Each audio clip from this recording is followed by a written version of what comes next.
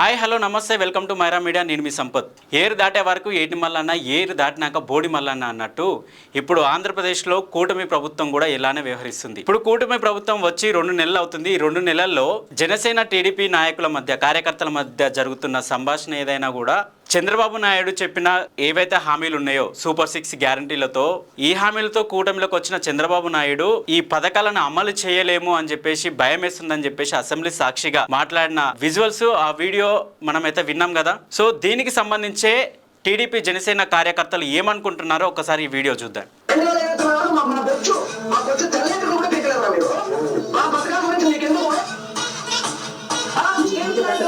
Steel plant ఎక్కడ వరకు వచ్చింది? స్టీల్ ప్లాంట్ మొత్తం అమ్మిని ఎందుకమ్మా ఇప్పుడు చెప్పుకోమండి. ఏంటంటే మీరు మమ్మల్ని అడిగేది మా ఇష్టం. ఇప్పుడు మ్యానేజ్ మాకు వచ్చింది 2029లో మాట్లాడుతున్నాం. మళ్ళీ మేనిఫెస్టో గురించి అంతవరకు పడింది. మా ఇష్టంలో చేస్తే చేస్తాం, లేకపోతే సిలిండర్లు వచ్చినాయా రాదు. అసలు సిలిండర్లో బ్యాన్ చేస్తాం. పోయి మీరందరూ ఆ 40% ఓట్ వేసి ఒక పుణ్యం కట్టాసుకోవడం నా పడగలరా మొత్తం క్యాన్సిల్ చేపిస్తాం. మీకు పొయ్యిలో కట్టెలు పెట్టుకొని మాట్లాడుకొని ఇంట్లో మొత్తం పోతే పొయ్యి పెట్టుకోండి. మీకు మొత్తం క్యాన్సిల్ చేసి పడతాం. లిస్టు చూస్తాం. ఎవరు మీకు ఓట్ చేసిన లిస్టు తీసి గ్యాస్ కనెక్షన్ అనేది క్యాన్సిల్ చేపిస్తాం. ఏం ఆడతారా ఏమన్నా? ఎవరిగా నేర్పిస్తారు? దానికి మేనిఫెస్టో ఇంకా ఇంప్లిమెంట్ చేయాలా?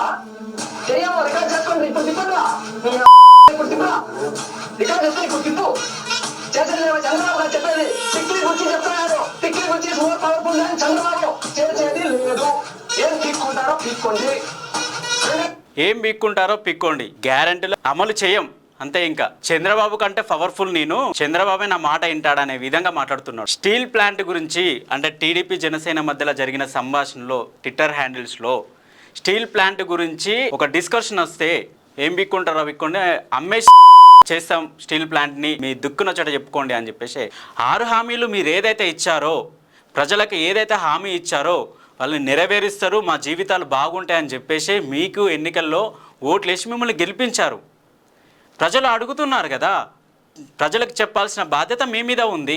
ప్రజలకు మనమేమి ఇచ్చాము, ప్రజలకు మనమేం చేయాలి, వాళ్ళు మనకి ఏం సహాయం చేయాలి అనే ఒక విధానం మీద, ఆలోచన మీద మీరు ఉంటే, ఇలాంటి వాళ్ళని కంట్రోల్లో పెట్టి మీరు ప్రజల్లో తిరిగితే ప్రజలకున్న సమస్యలు మీకు అర్థమవుతాయి. మార్కాపురంలో ఒక ఐఏఎస్ అధికారి మీద ఎంత దౌర్జన్యానికి దిగారో టీడీపీ నాయకులు. రేషన్ షాపులను తనిఖీ చేయడానికి పోతే ఆయన మీద ఎదురు తిరుగుతే పాపం ఏం చేయలేక మౌనంగా వెనుతిరిగి వెళ్ళిపోయాడు. ఎందుకు ఆ అధికారులకు అంత దుస్థితి? ఇలాంటి వలన మేము ఎన్నుకున్నదనే ఒక క్వశ్చన్ రేజ్ అవుతుంది. ఆంధ్రప్రదేశ్లో ప్రజల్లో ఉద్యమం కలిగినప్పుడే, ఇట్లాంటి వాటి మీదకి తిరగబడ్డప్పుడే ప్రజాస్వామ్యం అనేది సాఫీగా జరుగుతుంది. సో ఏది ఏమైనా కూడా ప్రజల నుండి ఉద్యమం వచ్చే రోజులు దగ్గరలోనే ఉన్నాయనిపిస్తుంది. ఇట్లాంటి ఘటనలో చూస్తుంటే ప్రజలకు విలువిచ్చినప్పుడు ప్రజలు మనకు విలువిస్తారు.